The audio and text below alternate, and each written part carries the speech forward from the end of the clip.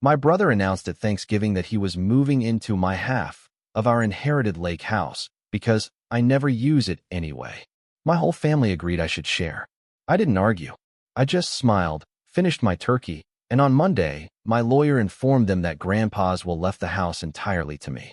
My brother had until Friday to remove his stuff. He called begging. I sent the locks receipt instead. I, 34M, let my brother believe he could take my lake house. The mashed potatoes were still steaming when my brother dropped the bomb. We were all seated around Mom's dining table, the usual Thanksgiving spread laid out between us, when he announced with the confidence of someone who'd already packed his bags that he'd be moving into the lake house next month. Not asking, announcing, specifically into what he called the unused half, because apparently my life choices were up for family referendum. I kept chewing my turkey. Slow, methodical. Let the words hang there while everyone waited for my reaction. He explained his reasoning like he was presenting a corporate pitch. The house sat empty most of the year. He and his wife needed more space now that they were planning for kids. It only made sense to utilize the property properly. He'd even handle the utilities for his portion. Wasn't that generous of him? My mother jumped in before I could swallow. She thought it was a wonderful idea. The house was far too large for one person anyway, and families should share family assets. My sister nodded along, adding that Grandpa would have wanted the house to be lived in, not sitting vacant like some museum. My uncle mentioned something about property maintenance being easier with someone on site. Even my father, who usually stayed out of these things, muttered that it seemed reasonable. The consensus built itself in real time. A cascade of agreement that didn't require my input. My brother leaned back in his chair, that smug smile playing at his lips.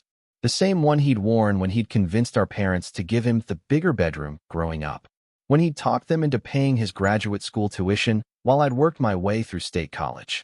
When he'd borrowed my car for a weekend and returned it 3 weeks later with an empty tank and a cracked windshield. I took a sip of wine, set the glass down carefully, smiled. That smile seemed to satisfy everyone. They interpreted it as acquiescence. My brother started talking about furniture arrangements. My mother began planning a housewarming dinner. The conversation moved on to football scores and my sister's upcoming work trip. I finished my turkey, had a slice of pumpkin pie, complimented Mom on the cranberry sauce.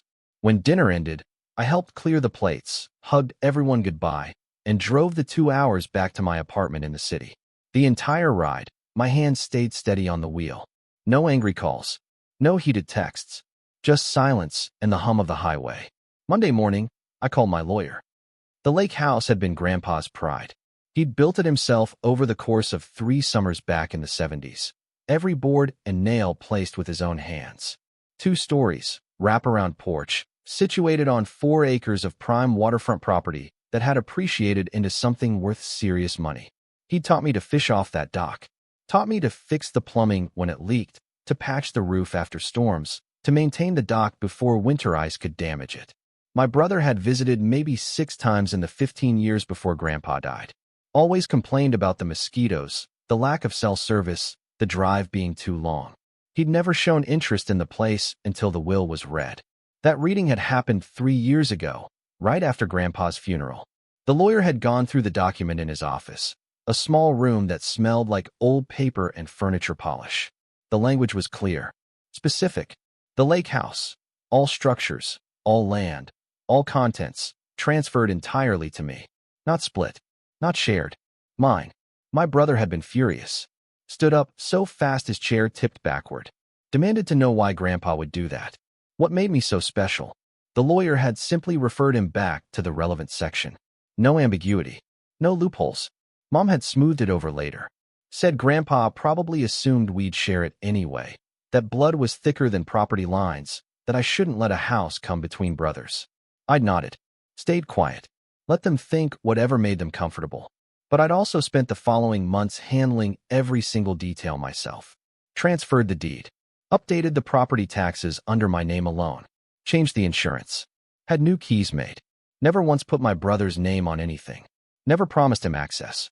Never agreed to share. He'd asked about using it a few times over the years. Could he take his wife there for their anniversary? Could his friends rent it for a weekend? I'd made excuses.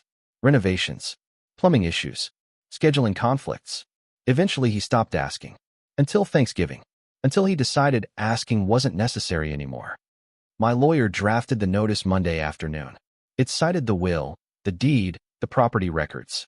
It explained that the house belonged solely to me, that no verbal agreement existed for shared residence, and that any attempt to occupy the property without permission constituted trespassing. It gave him until Friday at 5 p.m. to remove any belongings he may have already moved in, after which the locks would be changed and any remaining items would be considered abandoned. She sent it certified mail, also emailed a copy, and had a process server deliver one directly to his office Tuesday morning. My phone started ringing by noon. I let it go to voicemail. All of them. My brother's first message was confused, said there must be some mistake. The second one was angry, accused me of pulling a power move over a family misunderstanding. The third one came from his wife, crying, explaining they'd already given notice on their apartment. They'd hired movers. They'd told their friends. How could I do this to them? Mom called next. Her voice had that particular tone of disappointment she'd perfected over decades. She said I was being petty and cruel. That family didn't treat each other this way. That grandpa would be ashamed of me for not sharing his gift. I didn't pick up, didn't call back, didn't send explanatory texts. My sister tried the reasonable approach. A long voicemail about compromise and communication. Surely we could work something out. Maybe I felt blindsided by the announcement, and that was fair, but cutting them off completely seemed extreme. Couldn't we all sit down and discuss this like adults? Wednesday brought my father. His message was short, told me to stop being stubborn and call my brother back. This was family business, and I was making it ugly for no reason. I went to work, attended my meetings, responded to emails, ordered takeout for dinner, watched a documentary about deep-sea creatures, went to bed at my usual time. Thursday morning, my brother showed up at my apartment. I saw him through the peephole, pacing in the hallway, phone pressed to his ear. He knocked, called my name, knocked again. I stayed on my couch with my coffee and waited until he left. He tried calling from outside. I watched from my window as he stood on the sidewalk, phone to his ear, staring up at my building. Eventually, he got back in his car and drove away. The final message came Thursday night. His voice had changed. The anger was gone. Now he sounded tired, desperate. He said he was sorry for not asking properly. Sorry for assuming. He explained they really had given up their apartment. They'd already paid the movers. His wife was pregnant. They hadn't told the family yet, and they needed the extra space the lake house would provide. Please, could we talk about this? Please, could I call him back? Please. I deleted the voicemail. Friday afternoon, I drove to the lake house. The property looked the same as always. Trees starting to show their autumn colors, the lake reflecting the gray November sky, the house standing solid and quiet. I'd been here just 2 weeks ago for routine maintenance. Checked the winterization, cleared the gutters, restocked the firewood. I parked in the gravel driveway and sat for a moment, engine ticking as it cooled. No moving truck, no cars, no sign my brother had actually started moving in. The front door was still locked with my key. Inside, everything remained exactly as I'd left it. No new furniture, no boxes, no indication anyone had been here at all. He'd been bluffing, or planning, or assuming that family pressure would make me cave before he actually had to commit. I walked through the rooms slowly. Living room with Grandpa's old leather couch. Kitchen with the wood-burning stove. Upstairs bedrooms with their quilts and simple furniture. Everything clean. Everything maintained. Everything mine. The locksmith arrived at 4. Professional guy, didn't ask questions. I had him change every lock. Front door, back door, side entrance, cellar. New keys, new deadbolts. He finished at 4:45, handed me the new set, and drove away. I sat on the porch and waited. My brother's car appeared at 5:15. He pulled in fast, gravel spraying. Got out and started walking toward the house before he even shut his door. His face was flushed. He started talking from 10 feet away. He said he needed to explain. They could work something out. He wasn't trying to steal the house. He just thought since we were family, since the place sat empty, since they genuinely needed space, I'd understand. Why was I being so unreasonable about this?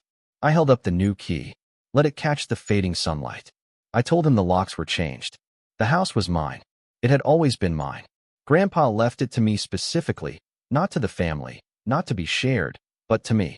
If he'd wanted it split, the will would have said so. It didn't. He tried the reasonable approach. Asked if we could please just talk inside. Go over options. Maybe he could rent the space. Pay me monthly. Whatever made sense. I stood up, pocketed the key. I told him no. Not for rent. Not for borrowing. Not for family visits. The house was mine, and I was done pretending otherwise to make everyone comfortable. His wife got out of the car then. She really was crying. She walked up to the porch and tried appealing directly to me. They'd made a mistake, she said. They should have asked properly. But they'd already committed to leaving their apartment. They had nowhere to go. Didn't I care about family? About them? About the baby? I looked at her for a long moment. Then I asked when they'd given notice on their apartment. She hesitated. Said last week. Right after Thanksgiving, once they thought it was settled. I asked if they'd actually confirmed with me before giving that notice. Before hiring movers. Before telling everyone their plans. She didn't answer. My brother jumped back in. Said this was all just a miscommunication. They'd assumed based on the family discussion. Based on mom and dad supporting the idea. Based on what seemed obvious and reasonable. I told him assumptions weren't agreements. That announcing something at dinner wasn't the same as asking permission. That my silence wasn't consent. He got angry again then. Said I was being vindictive. That I'd clearly been planning this. That I'd let him walk into a trap just to humiliate him. What kind of brother does that? I asked him what kind of brother tries to take someone's inheritance. Announces a move-in without asking. Brings the entire family in as pressure. Treats someone else's property like it's communal just because it's convenient. He didn't have an answer for that. I walked to my car. Told them they needed to leave. The property was private. They were no longer welcome. His wife started crying harder. My brother followed me to my car, still talking, still trying to negotiate. I got in, started the engine, and drove away while he stood in the driveway watching. Update 1. The fallout started Saturday morning. Mom called at 7 a.m. I was still in bed, having stayed at a hotel near the lake rather than driving back late. I let it ring. She left a voicemail. Then another. Then another. The messages escalated. First she tried guilt. How could I leave them homeless? Then anger.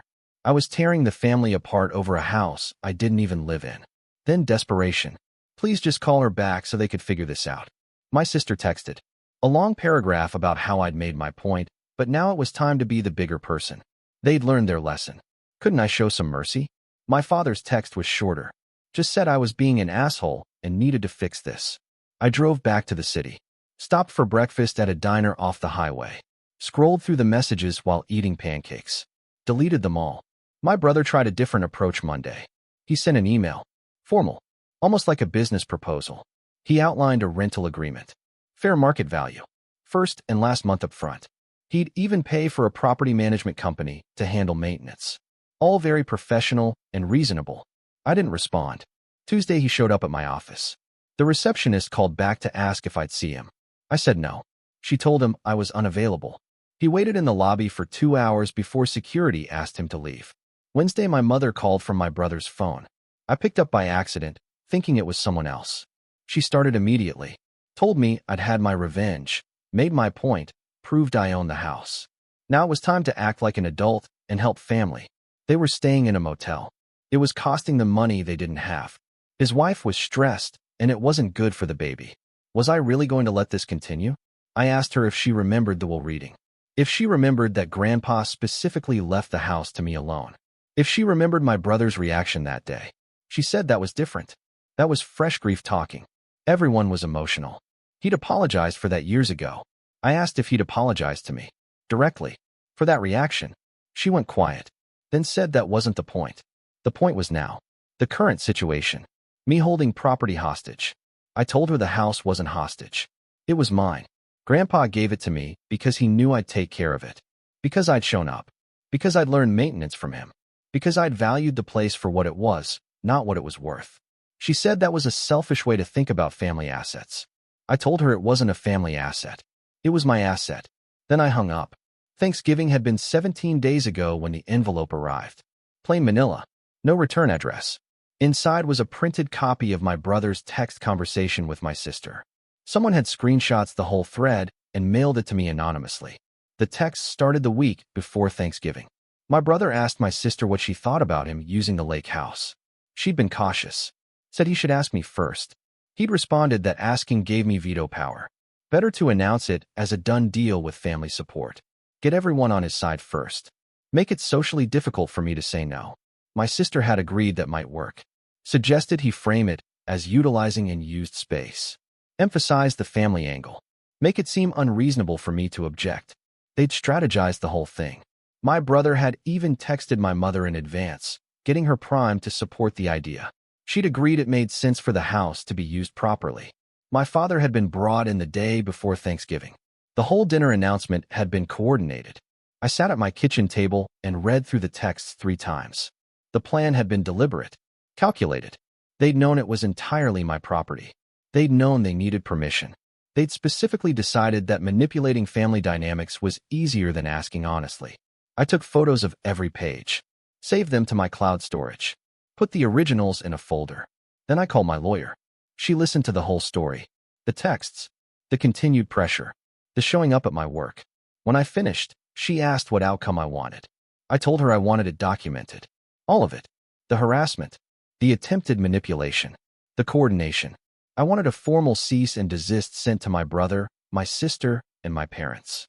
I wanted it clear that any further contact about the property would be considered harassment, and I wanted it on record in case this escalated further. She drafted the letters that afternoon. They went out Thursday. Certified mail. Legal letterhead. Very official language about boundaries and legal rights and consequences for continued unwanted contact. My phone went silent after that. No calls. No texts. No emails. No one showing up at my apartment or office. The quiet lasted 5 days. Update 2. My cousin reached out first. Dad's side. We'd been close as kids, but had drifted as adults. She sent a careful text asking if I was okay. Said she'd heard there was family drama, but wanted to hear my side. I appreciated the neutrality. Gave her the basic facts. Grandpa's will. The Thanksgiving ambush. The legal ownership. My brother's coordination with the family.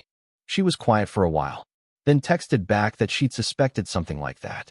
My brother had called her a few weeks before Thanksgiving, fishing for her opinion on shared family property. She'd told him point blank that inherited property went to whoever was named in the will. He'd gotten off the phone quickly after that. She said the rest of the family was painting me as heartless. My mother was telling everyone I'd turned my back on family over pride. My brother was playing the victim, emphasizing the pregnancy, the motel situation, the cruelty of leaving them without options. I thanked her for the heads up. She told me she had my back. That sometimes family meant calling out bad behavior, not enabling it. That conversation mattered more than she probably knew. Christmas approached. My mother sent a group text to the family about holiday plans. She mentioned hosting dinner at her house as usual. Everyone was welcome. Family was family, no matter what disagreements existed. The subtext was obvious. Show up and pretend everything was fine, or be the one causing division. I didn't respond to the group chat. Instead, I texted her privately. Told her I'd be spending Christmas elsewhere this year. Wished her a good holiday. She called immediately. I didn't pick up. Her voicemail was interesting. She'd dropped the angry tone. Now she sounded hurt. Confused. She said she didn't understand why I was doing this. They were my family. We'd always spent holidays together. Was I really going to throw that away over a house? The way she framed it was perfect. Over a house. Not over my brother trying to take my inheritance. Not over the family coordinating to pressure me. Not over the lack of apology or acknowledgement. Over a house. Like I was being materialistic rather than establishing boundaries. I spent Christmas at the lake house. Alone. Built a fire. Cooked a simple dinner. Watched the snow fall over the lake. It was the most peaceful holiday I'd had in years.